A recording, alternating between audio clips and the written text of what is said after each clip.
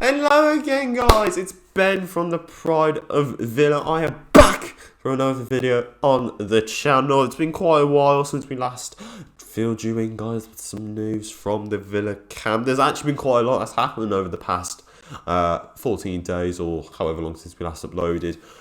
Quite exciting news, also quite a bit of news, but we're going to go through it in this video. We've got to look at the new badge plans for Aston Villa Football Club, the new stadium plans for Aston Villa, and some updates in transfer news and contract talk. So if you are enjoying this video, please have a like, subscribe to the channel. We're on the road now to 1,000 subscribers, which is ridiculous to say, but we're on our way. Fast on social pages. Without further ado, let's get started. Obviously, as I mentioned just then, quite a bit of exciting news regarding the future of Aston Villa Football Club.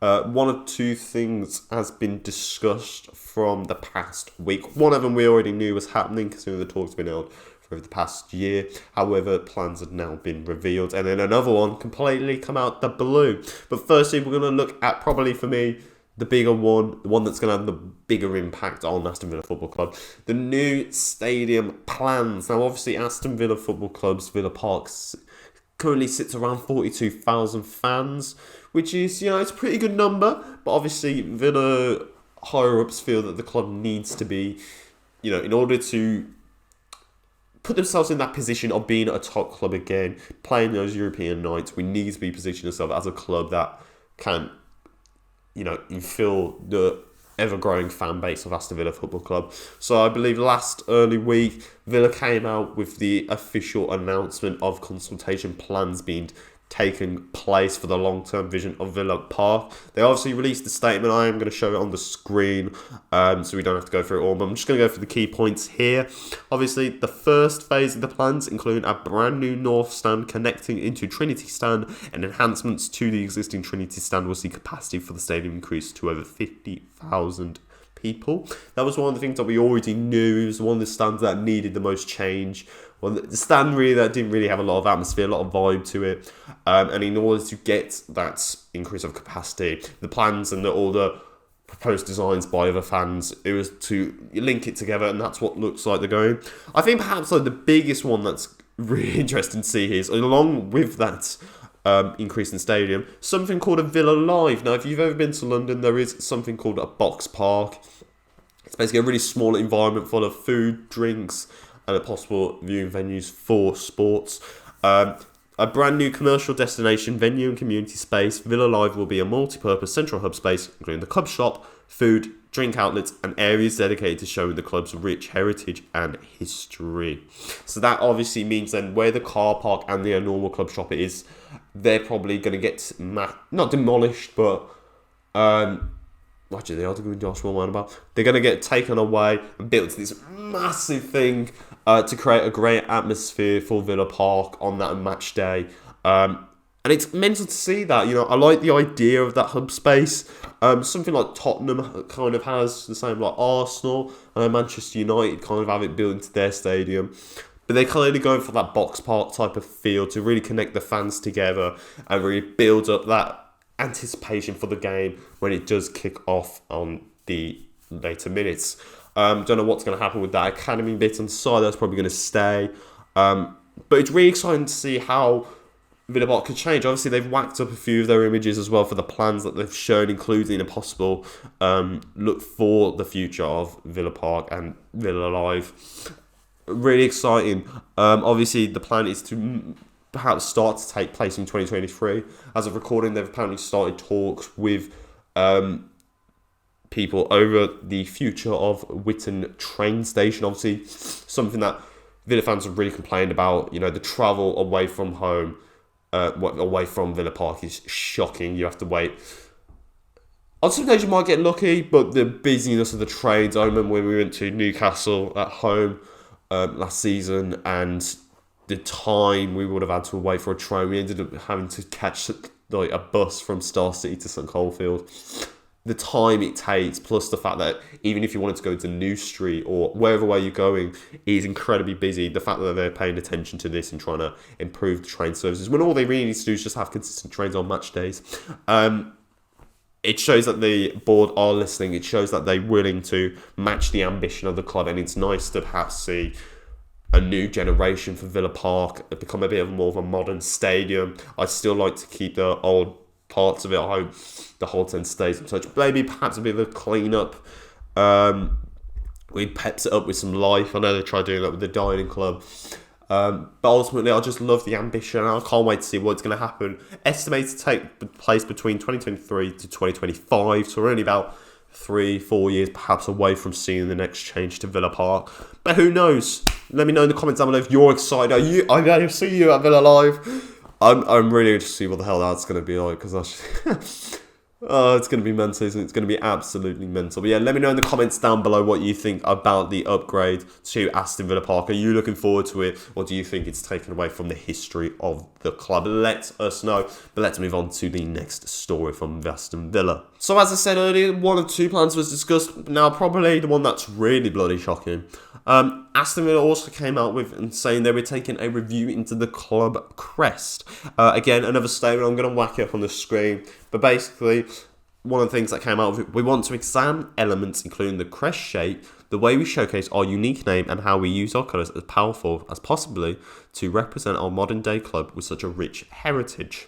As part of this process, we begin to touch with true claret and blue villains over the coming days to invite its fans to take part. It is an incredible change. It is so massive. Again, this is all linked to not only becoming a modernised team, but, it's looking back to, it's been 4 years since that European Cup win. That's what they've always been looking forward to. We always look back to that time period.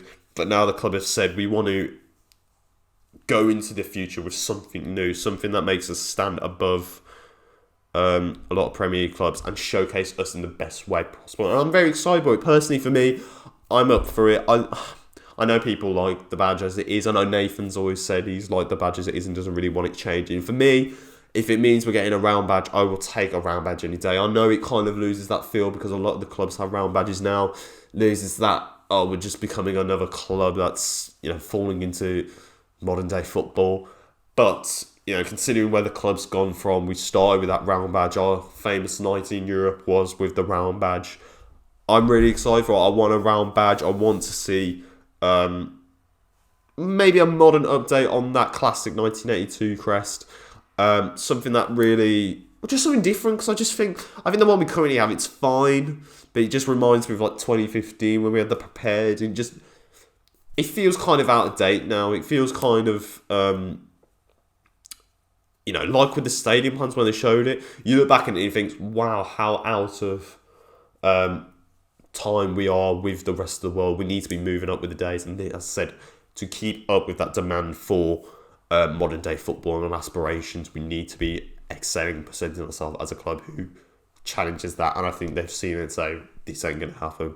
We need to change it here. I'm going to whack up some designs on the screen, some trying to find the best ones we've seen. I've seen some diamonds, I've seen some circles, I've seen some basic lines with the stars, conversations whether stars should be in it or not, where it should be. It's all for interpretation. I like the circle ones. I think they're the ones that match the ambition of the club. It matches the history of the club, and also I just want to change for the badge. Now that it's been announced, I want to see something different coming from the club, and I think this is the perfect way to installize it. We haven't seen a kit reveal yet as of recording. We've only had the training kits, which is a video on its own. But you want to show history, you want to show ambition, a new badge for that new generation of fans that are going to come and speak Villa Park in the next few years, that are going to be seeing a new team, that new style of football that we're seeing under Gerrard. It's all leading to, one big new experience. And I think the club badge, the way it presents it, is the first mark for the team. So let me know in the comments down below what you think is the best way for Villa to approach this Club Crest. So do you want a circle, or do you think Villa should keep the badge? Let us know. But without further ado, let's move on to something we need to talk about. Finally, some transfer news. And finally, something that we always like to do in the summer, but surprisingly this year, there's bugger all to talk about. It's transfer news. Now, obviously, 4 players have come into the club. Well, technically 2, because Coutinho and Olsen were already here, but we don't discuss that. Obviously, there's been Now, the issue is because obviously we do transfer updates. We like to do them. It's been one of the more popular things on this channel. There's not a lot to talk about, you know. Really, over the last 2 weeks, the club have been focusing on getting rid of players. We have reached an agreement with Trabzonspor for the sale of Trezeguet. Perfectly fine. He needs to go. I believe it's about £5 million. It's fine. We're going to recoup the money we paid for him. He wasn't really that good. I know I see people making those compilations for, it's sad to see you go, thanks for the memories. Let's be real, guys. He just wasn't that good. So he needed to move on. That's perfectly fine. The players are moving them out and ultimately getting the opportunity. What else do we have? We have Morgan Sanson. It's apparently, there's something with Galatasaray. Doesn't really feel massively concrete. But there are talks that a transfer away is possible. I know there was talks of a loan. I'd rather like to see that, but we don't know there because it's not really concrete enough. And in terms of links in, obviously there was the Conor Gallagher link, £30 million from Chelsea, but apparently we're not odds on favour. Well, Newcastle have overtaken us. Apparently he's favourite to sign Conor Gallagher. A player I would like. I think he's shown the talent at Crystal Palace. It's just a case of would he like to take a step down or take his chance in that Chelsea first team. Obviously, Otavio, bids are reportedly been made for a £30 million bid for the midfielder. You know, we've been talking about how Douglas Luiz might be on his way out to Roma, McGinn possibly being a bit unsettled, and ultimately Gerrard wanting to favour for a new midfield player if he's getting rid of the likes of Sanson as well. Chukwuemeka possibly not signing on. It's all speculation here and there, but if the Otavio bid is to go in, I'm pretty sure he's probably going to turn it down anyway. So probably can squeeze more money out of it. But it'd be quite interesting to see what Villa would do there if they were to get the bid. And I know there's just been talks of a possible move for Joe Rebo later in the window. A winger that Gerrard brought in from Charlton Athletic. And some of the look really good under not only just Steven Gerrard, but for Rangers as a whole. And I think somebody like him out wide would really help us provide a little bit of depth in there. Trezeguet's going, El Ghazi's probably going to go. Traore, we don't really know what he's going to be, but he might just be there for depth. We need to see about that. And then obviously, as of today, the talk has been confirmed. Ashley Young signs a contract extension for 1 more year. That's perfectly fine. If we were going to go for a left back, I know Aaron Hickey's going to be signing for Brentford. Perhaps maybe our targets weren't matching the ideal possibilities that we wanted. And perhaps the whole idea really was for Ashley Young to stay. Giving that 1 more year, we're going to have Lucadinho anyway. We'll take the gamble if needs be. We can always go into January. They can both do a solid job at their age. And ultimately, we'll just see what happens when we get to that point in the season. But that's perfectly fine there. And obviously, there's not really much there to it as well. You know, as a record, we're only days away from Villa's first pre-season game against Warsaw. We will hopefully be there. But I can't lie, I would have liked at least 1 more signing by then. I don't know, it could happen. You know, Villa have been very quiet on their transfer business. But it just doesn't feel like massively anything's going to happen. I'd like to at least think by the time we go to face Rennes, we're going to be prepared. Because, you know, we're only a month away. We're only less than a month away until the new Premier League season. And, you know, for all these talk of players that Gerrard's been wanting to sign, it doesn't really feel like we're currently matching it. I know I'm probably being a little bit petty, but I just think for that ambition that apparently Gerrard was wanting to show, I'm not massively seeing it right now. He signed Kamara, signed Carlos, you know, Coutinho and Olsen were there since January, so they're not really massively new players. We just need to really knock it down. If this is what he wants to do, he needs to be ruthless a bit more in the market and just go get what he wants. But transfer-wise, nothing much to report on, but something will hopefully come out in the next week or two. Alright guys, that's going to wrap it up for this Villa Roundup. Obviously, there has been no kit reveal yet, which is massively disappointing because, again, as I said, the Warsaw game is coming up. Who knows what the hell Villa's going to be playing in that?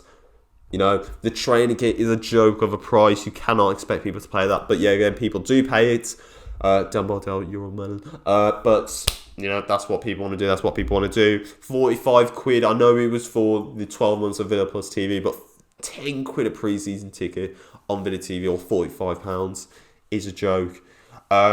just a little bit of topsy-turvy right now from Villa, but hopefully we can get it done. So that has been the video. If you guys did enjoy it, please tell us how you thought in the comments down below and on social pages. But without further ado, I've been Ben. We will see you for Warsaw, hopefully.